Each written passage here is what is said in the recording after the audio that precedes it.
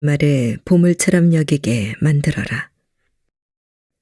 누군가를 설득하는 일은 매우 어렵습니다. 아무리 가까운 사이여도 나와 생각이 다르다면 정성을 들이지 않고는 나에게 동조하게 만들기가 불가능합니다. 특히 명함을 내려둔 50의 중년에게는 더 만만한 일이 아닙니다. 조직에서의 구력만으로도 다른 사람을 쉽게 설득할 수 있으리라 생각하지만 실제로는 다릅니다. 조직에서야 상사가 도와주고 부하 직원들이 있었기에 가능했습니다. 파트로 매주를 만들어 오라고 해도 며칠 밤낮을 고민하며 성공하기 위해 노력하는 부하 사원들의 노력 덕분에 설득할 수 있었지만 조직을 떠난 50 중년의 설득력은 그야말로 바닥을 칩니다. 수십 년째 한 집에 사는 배우자나 자식조차 내 의견에 동의하게 만들기 어려운데 누구를 설득할 수 있겠습니까? 설득이 말 몇 마디로 가능하다면 우리 사회가 폐를 지어 나뉘지는 않았을 것입니다. 진보는 보수를 트집 잡고 보수는 진보를 트집 잡습니다.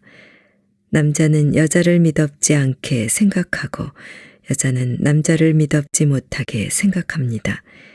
젊은이는 노인을 걱정하고 노인은 젊은이를 걱정합니다. 물건을 파는 사람은 사는 사람을 탓하고 사는 사람은 파는 사람을 탓합니다. 물건을 만드는 사람은 쓰는 사람을 탓하고 쓰는 사람은 만드는 사람을 탓합니다. 뉴스를 만드는 사람은 시민을 탓하고 시민은 뉴스를 생산하는 사람을 탓합니다. 설득이 어려운 시대에 오해 없이 내 뜻을 전달하는 법. 세상이 복잡해지고 일상에 스트레스가 가중되다 보니 사람들은 건전한 뉴스를 멀리하고 선정적인 뉴스에 더 눈길을 줍니다. 바른 뉴스를 싫어하고 자극적인 제목의 뉴스를 더 빨리 클릭합니다. 세상의 정보가 서서히 왜곡되어 갑니다. 보통 사람들이 알아차릴 겨를도 없이 아주 교묘하게 틀어지고 있습니다. 바른 정보 제공이 아닌 돈벌이를 목적으로 한 미디어에 세상이 빨려 들어갑니다. 그러니 전문가라는 사람들의 주장도 어디까지가 사실이고 거짓인지를 알아차리기 어려운 시대가 되었습니다. 기준으로 삼아야 할 기준이 흔들리고 있습니다.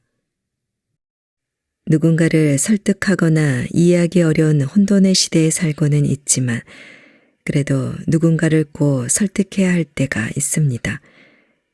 혼란한 전국 시대를 살았던 순자는 상대를 말로 설득하는 7가지 방법을 제시합니다. 첫 번째, 상대를 공손하게 대해야 합니다. 상대의 입장에서 생각하기가 쉽지는 않지만 그를 설득하려면 반드시 그의 입장에서 보아야 합니다. 불손한 태도로는 시작하기도 어려운 일입니다. 두 번째, 흐트러짐 없는 바른 태도로 설득해야 합니다. 진실한 마음을 품지 않으면 바른 태도가 나오기 어렵습니다. 세 번째, 상대의 말에 응대할 때 바르면서도 성의 있는 자세를 갖추어야 합니다. 사람들은 듣고 싶은 것만 듣고 보고 싶은 것만 보는 경향이 아주 강합니다.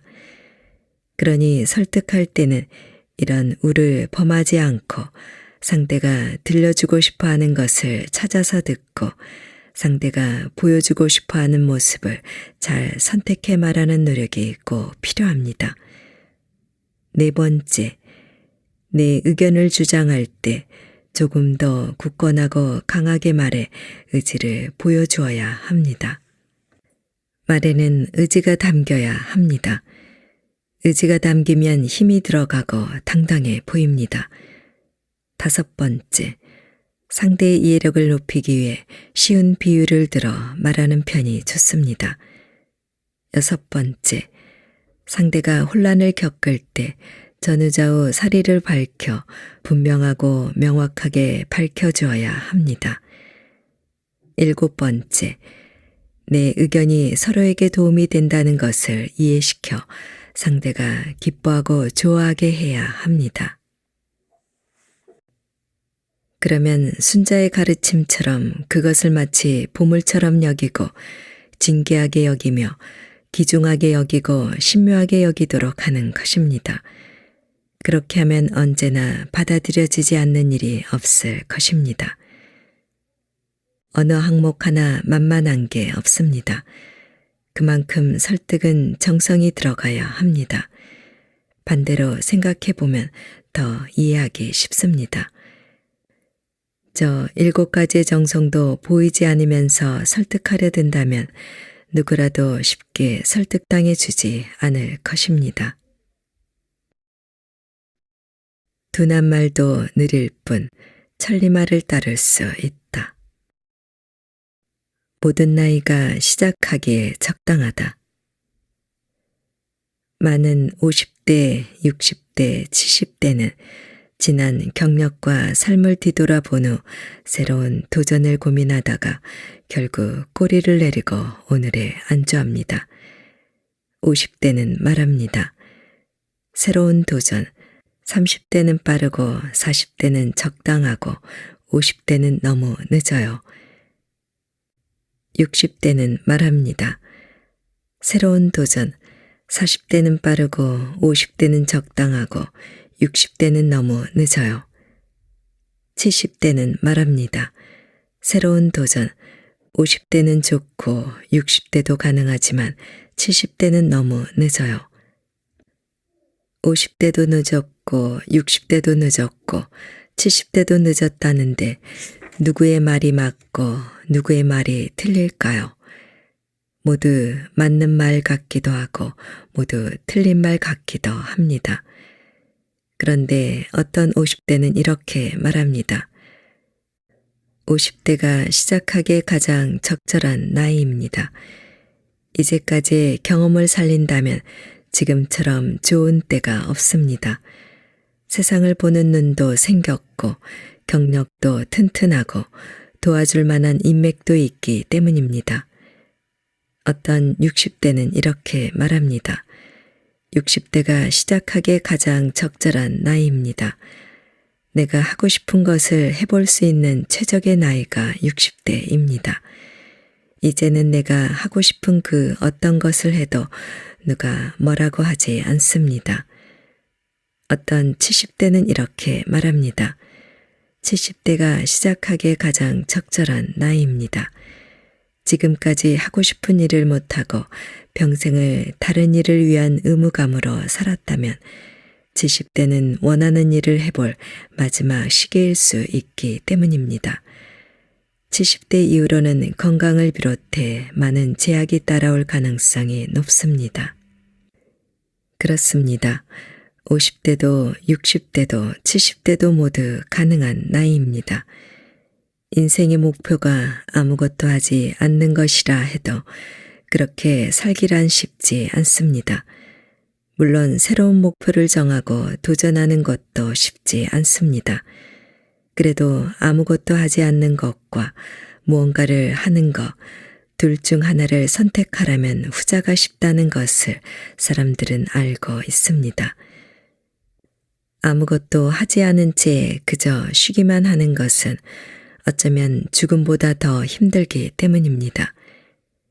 그러니 어떤 일이든 1년 혹은 딱 2년만 해보겠다고 선택하는 것도 나쁘지 않습니다. 1년 혹은 2년이라는 시간이 아까울 수도 있지만 작년과 재작년에 무엇을 했는지 되돌아보면 꼭 그렇지도 않습니다. 주저주저하면서 어정쩡하게 시간을 보내는 것보다 시간 낭비가 될지라도 무엇이든 도전한다면 삶과 세상이 달라질지도 모릅니다. 목표만 세우면 실행은 어렵지 않습니다. 30권의 책만 읽어도 100개의 유튜브 강의만 들어도 가능한 일이 많기 때문입니다.